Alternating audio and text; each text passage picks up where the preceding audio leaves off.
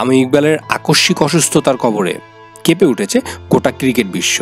বাংলাদেশের সাবেক অধিনায়কের সুস্থতার কামনায় প্রার্থনায় সবাই। কিন্তু কি ঘটেছিল বিকেএসপি সেই মাঠে, আত্মপান্ত জানাচ্ছি পুরো ভিডিও জুড়ে। মোহামেডান ও শাইনপুকুরের ম্যাচ, টসের সময় দিব্যি সুস্থ ছিলেন তামিম ইকবাল, কিন্তু টস করে ড্রেসিং রুমে ফিরেই অস্বস্তি বোধ করতে শুরু করেন তামিম ইকবাল। মোহামেডানের কর্মকর্তা তারিকুল ইসলাম বলেন, সম্ভবত তোমার গ্যাসের সমস্যা হচ্ছে। তারিকুল তাকে বলেন, তোমার মাঠে যাওয়ার দরকার নেই, বিশ্রাম নাও। তখন তারিকুলকে তামিম ইকবাল জানান তার খারাপ লাগছে, মুখের দিকে ব্যথা হচ্ছে। এরপর তামিমকে দ্রুত নিয়ে যাওয়া হয় বিকেএসপির কাছে কেপিজে স্পেশালাইট হাসপাতালে। এ সময় বিকেএসপি চিকিৎসকরাও তাকে সাহায্য করেন। এরপর সকাল 9:30টায় তামিমকে ছাড়াই মাঠে খেলতে নামে মোহামেডান। হাসপাতালে যাওয়ার পর প্রাথমিকভাবে তামিমের ইসিজি আরও কিছু পরীক্ষা করা হয়। পরিষ্কার হওয়া যায়নি আসলে তার সাথে কি হয়েছে।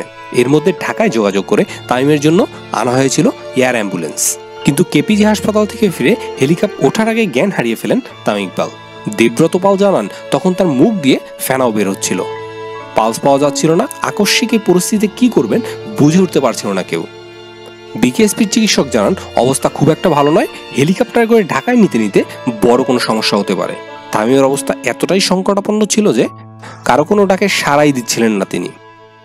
সবশেষ অবস্থা মতে হার্ট অ্যাটাক করা তামিম ইকবালের হার্টে 2টি ব্লক পাওয়া যায়। বর্তমানে তিনি সুস্থ আছেন এবং তার হার্টে রিং পরানো হয়েছে।